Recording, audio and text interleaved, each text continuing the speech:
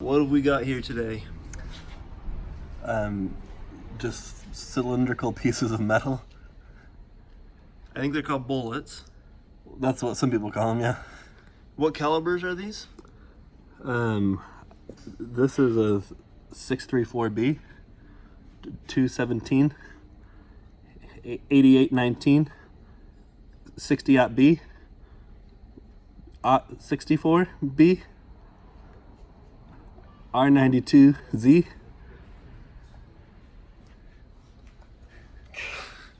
Was I close? Yeah, you're a little close. We've got a bunch of ammunition ranging from 22 all the way up to 50 caliber. Is that right? Correct. And we are going to cut all of these in half. And I don't know why. For science. There is, however, some light concern that when we're cutting these, if we start from the primer end, we could kind of set it off, right?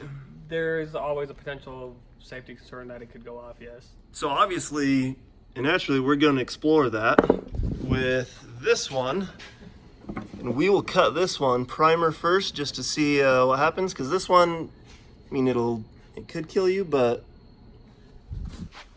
it's not as scary as that one, so it's a good starting point.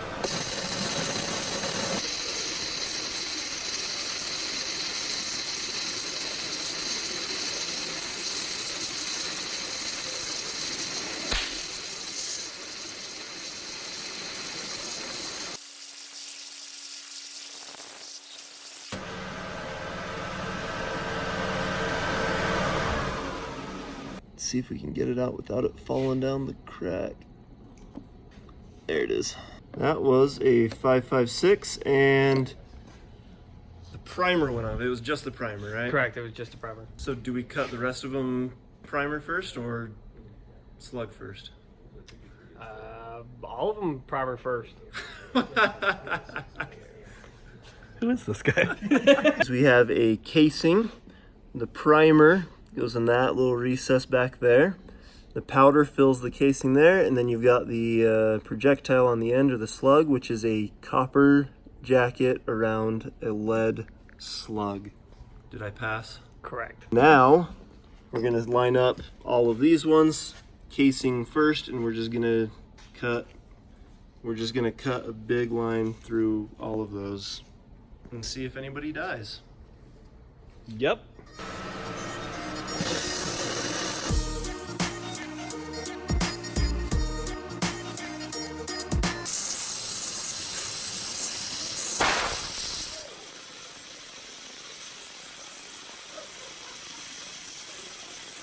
We reviewed the footage, and it was the 9mm that was first, which is that one right there. As soon as it hit the primer on the 9mm, that one went off, and it had the 40 in front of it right there. And if you look at the back of the 40, you can see where the 9mm bullet hit the primer on the 40. And you can also see the indent there. So that one set the 40 off, which is this one. That one just exploded. And then the 40 hit the back of this one, didn't hit the primer, and just jammed it in. So now you know a water jet will set off a bullet. So now we're going to rethink this plan, start from this end and cut that way. That way nobody dies. Nothing could go wrong here.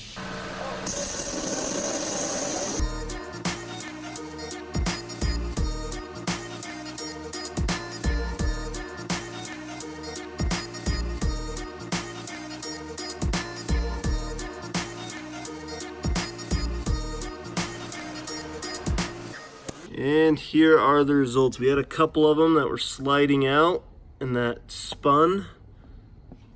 This one and that one. We were able to salvage part of the 22, which I did not think we were gonna do.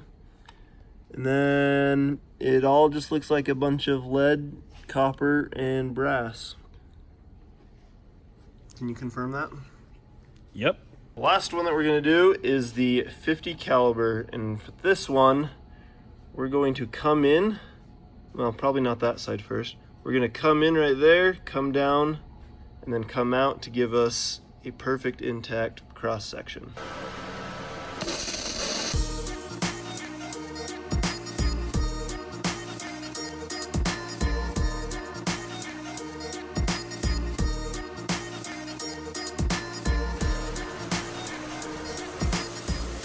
Is there powder? Don't lose that part of the, no powder.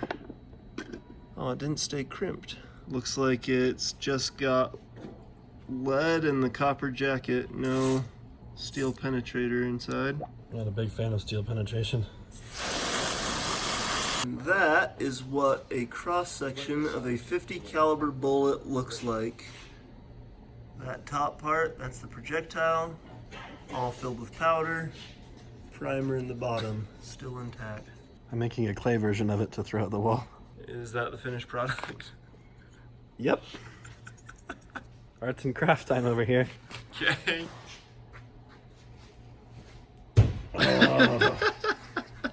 Huge thanks to Bountiful Armory for making this video possible. They're the ones that supplied us with all the ammunition to cut and with this sweet bulletproof shirt.